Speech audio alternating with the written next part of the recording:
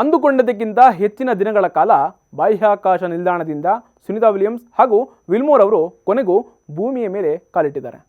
ಬರೋಬ್ಬರಿ 9 ತಿಂಗಳಾದ ಮೇಲೆ ಭೂಮಿಗೆ ಬಂದಿರುವಂತಹ ಸುನಿತಾ ಅವರಿಗೆ ಓವರ್ ಟೈಮ್ ಕೆಲಸ ಮಾಡಿದ್ದಕ್ಕೆ ಏನಾದರೂ ಸ್ಯಾಲರಿಯಲ್ಲಿ ಹೆಚ್ಚನ್ನು ಮಾಡ್ತಾರಾ ಅನ್ನುವಂಥ ಪ್ರಶ್ನೆಗಳು ಚರ್ಚೆಗಳಾಗ್ತಾ ಇದ್ದಾವೆ. ಈ ಪ್ರಶ್ನೆ ನೇರವಾಗಿ ನಾಸಾ ಸಂಸ್ಥೆಗೂ ಕೂಡ ಗೊತ್ತಾಗಿದೆ. ಅದಕ್ಕೆ ಉತ್ತರ ಕೊಟ್ಟಿರುವಂತಹ ನಾಸಾ ನೋ ಎಂಬ ಉತ್ತರವನ್ನು ಕೊಟ್ಟಿದೆ. ಸಂಶೋಧನೆ ವಿಶೇಷ ಅನುಭವಕ್ಕಾಗಿ ಬಾಹ್ಯಾಕಾಶಕ್ಕೆ ಹೋಗಿದಂತಹ ಸುನಿತಾ ಅವರ ತಂಡ ನಾಸಾ ಎಷ್ಟು ಹಣವನ್ನು ಕೊಡ್ತಾರೆ ಅನ್ನುವಂಥ ಸಣ್ಣ ಕುತೂಹಲ ನಿಮಗೆ ಇದ್ದೇ ಇರುತ್ತೆ. ಅದಕ್ಕೆ ಉತ್ತರ ಅಂದರೆ ನಾಸಾ ಸಂಸ್ಥೆಯಲ್ಲಿ ಕೆಲಸವನ್ನು ಮಾಡ್ತಿರುವಂತಹ ಸುನಿತಾ ವಿಲಿಯಮ್ಸ್ ಅವರಿಗೆ ದಿನಕ್ಕೆ ಇಷ್ಟು ಅಂತ ಫಿಕ್ಸ್ ಆಗಿರುತ್ತೆ. ಪ್ರಾಣವನ್ನು ಕೂಡ ಲೆಕ್ಕ ಮಾಡದೆ ನಾಸಾ ಸಂಸ್ಥೆಯಲ್ಲಿ ಕೆಲಸ ಮಾಡುವಂತಹ ನೌಕರರಿಗೆ, ಈ ರೀತಿಯ ಗಗನಯಾತ್ರಿಗಳಿಗೆ ಸಂಬಳವನ್ನು ಬಿಟ್ಟು ದಿನದ ಭತ್ಯೆ ಅಂತ ಪ್ರತಿದಿನ ಸುಮಾರು $4 ಕೊಳ್ಳಾಗುತ್ತೆ. ಅಂದರೆ ಭಾರತೀಯ ರೂಪಾಯಿಯ ಮೌಲ್ಯದಲ್ಲಿ ಹೇಳಬೇಕು ಅಂತಂದರೆ ದಿನಕ್ಕೆ ಕೈಗೆ ಸಿಗೋದು $347 ಅಷ್ಟೇ ಅಂತ ನಾಸಾ ಸಂಸ್ಥೆ ಮಾಹಿತಿ ಕೊಟ್ಟಿದೆ.